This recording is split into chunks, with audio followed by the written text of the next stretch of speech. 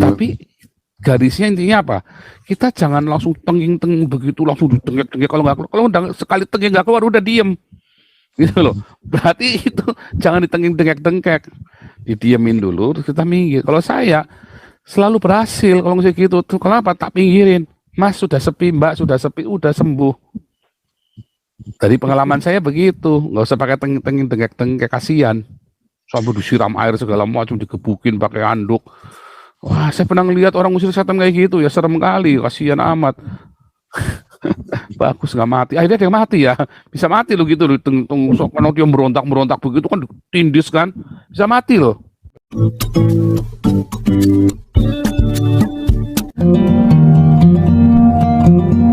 Andre, silakan.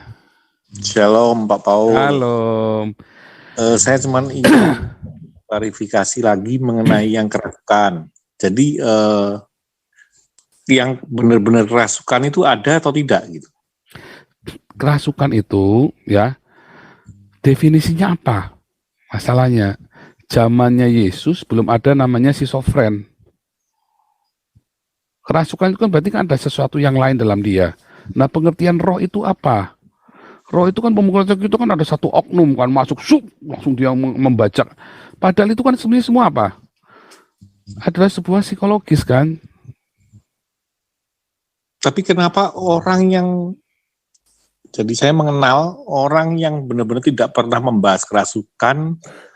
Saya mengenal dia dari masih muda sekali sampai umur sekarang, baru makan bareng saya ini, sebelah saya, cuma berdua aja. Tiba-tiba kerasukan, saya kaget sekali loh. Karena bisa saja dia lagi titik itunya. Banyak orang ya, banyak orang yang nggak pernah ikut kerja karismatik, terus tiba-tiba begitu gabung sama kerja karismatik, tiba-tiba dia bisa kayak orang kerasukan. Kenapa? Lihat ya, ini fenomena loh ya. Banyak orang dari kecil nggak pernah sakit jiwa. Begitu dia gabung dengan Tiberias, dengan gereja karismatik yang lain, tiba-tiba dia terus kerasukan, kelepasan yang gitu, menggelepar-gelepar gitu ya.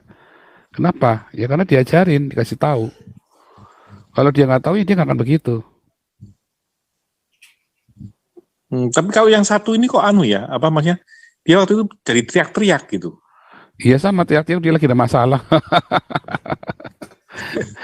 Dia ada masalah, meledaknya lagi sama kita. Jadi dia jadi sesaat. Jadi nggak bisa. Jadi begini loh Pak. Begini loh Pak. Saya ini kan S1, S2, S3. Yeah. Kita itu ada yang namanya cara berpikir ilmiah. Cara berpikir ilmiah itu nggak bisa satu kejadian lalu kita yakin itu udah bener, belum tentu loh. Yang objeknya kita ini, yang nampak itu belum tentu yang nampak loh. Kamu kenapa? Dia kan malu Pak mau cerita semuanya. Misalnya istrinya dihamili sama tetangganya, dia mau cerita sama Bapak, nggak mungkin. Susah. Mau cerita anak dia baru diperkosa sama tetangganya, dia laki-laki kan, mau diperkosa sama tetangganya, mau cerita, belum tentu mau cerita. Akhirnya cuma bisa teriak-teriak, kan empet gitu loh. Yang saya maksudkan begini, berarti memang dia pada waktu itu bukan anu kan, bukan seolah memainkan drama, bukan kan? Ya karena stres, histeris, depresi. Iya. Terus kita bilangnya kerasukan, gampang aja. Bukan berakting, bukan kan? Ya bukan masalah acting nggak acting, ya pokoknya apa saja bisa terjadi. Namanya orang depresi, orang stres, orang ada gejala kejiwaan, itu roh. Nah yang di zaman Yesus itu namanya roh. Zamannya kita namanya schizofren, depresi akut, atau dan sebagai macam, ya kan, disorder syndrome dan macam-macam. Tetapi di zamannya Yesus itu disebut dengan roh. Karena itu spirit, memang spirit kan, ambience kan, spirit kan. Ada sesuatu, spiritnya begitu dia masuk suasana sendu, tiba-tiba dia kumat. Tiba-tiba dia mengingatkan, ada satu lagu yang mengingatkan dia akan kenangan itu atau nada tertentu, dia langsung jadi. Kan roh kan, diusir. Bisa sembuh nggak bisa. Supaya jangan balik lagi ya dengan nama Yesus. Nah dalam zaman itu dengan nama Yesus, ya semua sakit, hepatitis apa segala macam pada nggak ngerti, orang kusta semua disembuhkan. Zaman sekarang cukup diobatin, diterapi. Cuman kalau terapinya seorang anak Tuhan juga, maka diajari tentang firman Tuhan. Masalahnya orang itu ya banyak ditenging-tenging sampai cekek-cekek. Nah itu tadi salah. Kalau yang ini pastor yang apa yang diusir ke babi itu apa itu? Sama juga. Ya bisa aja itu kan ambience kan. Tapi kenapa harus mengorbankan apa ya makhluk bernyawa ya? Ya bukan mengapa harus mengorbankan, kan nggak harus kan. Kan nggak harus. Dia mau pergi ke sana, ya pergi saja sana. Ya kan? Bukan, maksud saya begini. Itu kan jadi bukan apa ya? Bukan masalah psikologi. Berarti kan memang ada sesuatu di dalam dirinya sehingga Ya diusir. bukan. Gini loh, masalah psikologi itu kan gini loh. Ilusi itu kan orang itu bisa menghipnotis satu orang, bisa menghipnotis satu ruangan, bisa menghipnotis satu dunia. Ya, dengan televisi kayak sampai David Copperfield itu ya, menghipnotis dunia itu kan dengan televisi via televisi kan. Iya. Bisa kan bikin seperti itu kan? Nah, itu tuh banyak sekali yang seperti itu. Apakah itu buat apa? Enggak, itu adalah sesuatu yang kita nggak bisa jelasin. Ya kan, tetapi itu sebenarnya bisa dijelaskan. Nah, kalau misalnya tadi yang kerasukan itu psikologi kesurupan. Ada psikologisnya.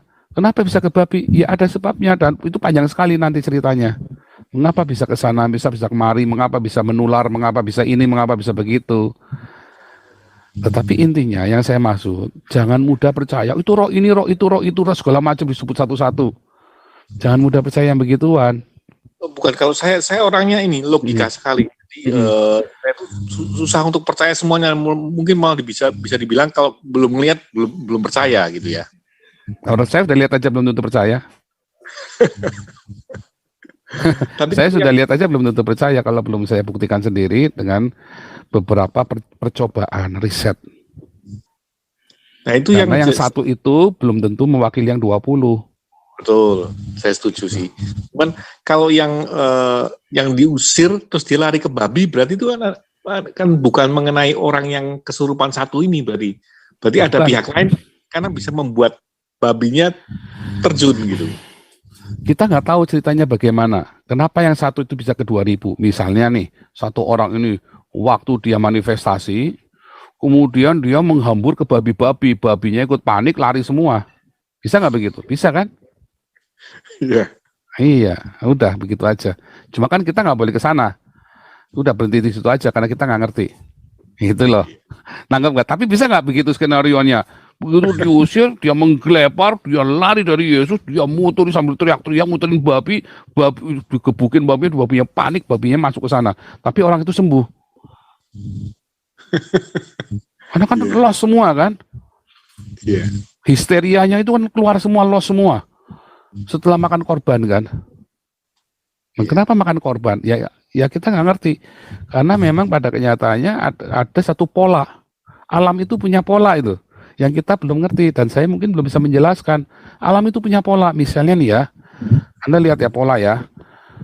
Orang tua ya cerai, anak cerai. Ya kan? Orang tua yang kena penyakit ini, ada polanya.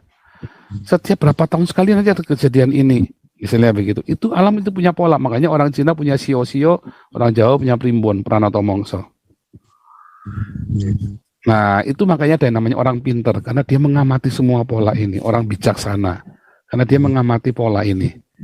Nah, pola-pola seperti itu, misalnya babi-babi ini kenapa bisa masuk ke sungai, bisa masuk ke jurang semua? Ya karena mungkin orang ini setelah diusir itu, dia lari kan, biar diusir pergi kan, roh jahatnya kan. Pasti akan apa? Akan histeris kan, orang-orang sakit, orang begini kan orang sinting kan. Iya. Kayak dulu Mas Ahmad Fauzi itu yang telanjang sambil nyobekin Al-Quran itu loh. Iya, pasti. Nah itu kan ada pola-pola tertentu yang kita harus mengerti. Dan saya bukan saya pernah belajar 3 semester ya tentang mental disorder ya, karena memang untuk psikologi konseling. Yeah. Kalau kita teologi kan kita belajar itu pasti 3 semester. Saya 3 semester belajar itu ya. Tapi itu nggak bisa mewakili semua yang mental disorder itu. Itu banyak sekali dan masih banyak yang belum dipahami. Tetapi garisnya intinya apa? Kita jangan langsung tenging begitu langsung ditengik. Kalau sekali tenging nggak keluar udah diem. Gitu loh. Berarti itu jangan ditengking-dengek-dengkek. Didiemin dulu, terus kita minggir. Kalau saya selalu berhasil kalau misalnya gitu. Tuh, kenapa? Tak pinggirin. Mas sudah sepi, Mbak sudah sepi, udah sembuh. Dari pengalaman saya begitu. Nggak usah pakai tengking-dengek-dengkek, kasihan. Sampai disiram air segala macam, digebukin pakai handuk. Wah, saya pernah ngelihat orang ngusir setan kayak gitu, ya serem kali, kasihan amat. Bagus nggak mati, akhirnya dia mati ya, bisa mati loh gitu loh, kalau dia merontak begitu kan tindis kan, bisa mati loh. Nah jangan, nggak Tuhan Yesus saja, ya kan, dengan anggun. Dalam Yesus kan berkata, pergi kau setan, udah. Kalau kita kan dengan nama Yesus, pergi kamu setan, pergi. Kalau nggak pergi udah jangan. Nah, makanya nengkingnya dalam nama Yesus setan kau pergi. Kalau kamu tidak pergi, aku yang pergi. Ah, gitu lain kali ngitungnya. Nah, masa ada kebenaran silakan. Udah Pastor, satu lagi boleh. Jadi itu tadi kalau Yesus ngomong begitu setan, berarti kan Yesus pun sependapat bahwa itu kan memang setan, Pastor. Loh, yang namanya setan itu apa? Nanti kita jelaskan ya. Itu sebab saya mesti hati-hati. Saya lagi cara nyampaikannya gimana supaya jelas. Setan itu nggak seperti yang Anda bayangkan ya intinya ya. Cara orang Yahudi memahami setan dengan cara orang Kristen pagan memahami setan itu beda. Setannya Kristen pagan itu setannya kayak Hercules lawan monster-monster itu loh. Setannya orang-orang gereja karismatik yang kita pahami itu kayak setan-setannya yang di zamannya Hercules gitu loh. Yang sama setan Jawa kuntilanak gitu loh. Nah, itu ya. Jadi definisi setannya itu beda. Yesus dibawa oleh setan itu ke atas bumbungan bait suci. Berarti digendong sama setan Yesus gitu. Apa begitu? Kan enggak kan? Nah, itu nanti saya jelaskan. Jangan sekarang. Itu nanti saya harus jelaskan panjang itu. Mesti tahu setan itu apa, mengapa ada setan, roh jahat itu apa, jin itu apa yang dialihkan kan ada jin kan itu jin. Itu semua itu apa semua. Nah, itu mesti jelasin satu-satu. Nah, ikutlah kelas evangelis dan apologetik. Nah, kalau di kelas apologetik minggu depan saya jelaskan yang di kelas apologetik. Karena itu mesti tahu yang sebelum-sebelumnya dulu. Saya mesti cerita panjang dulu, baru saya cerita itu. Supaya enggak kaget nanti. Kalau enggak nanti bingung blank, saya cerita ngalor gitu bingung. Saya lagi cara menyederhanakannya. Nanti kalau sudah lewat kelas apologetik, nanti saya sederhanakan, saya pikir cara-caranya untuk menyederhanakan materi itu. Gitu ya. Jadi setan yang Anda pahami beda dengan setan yang dimaksud ditulis di Alkitab. Ya kan? Ya, makasih Pastor. Itu ya. Kuncinya adalah pengajaran rabbinik. Ya. Oke, Pak Suat. Yang menyamakan Roma 10 ayat 9 pokoknya.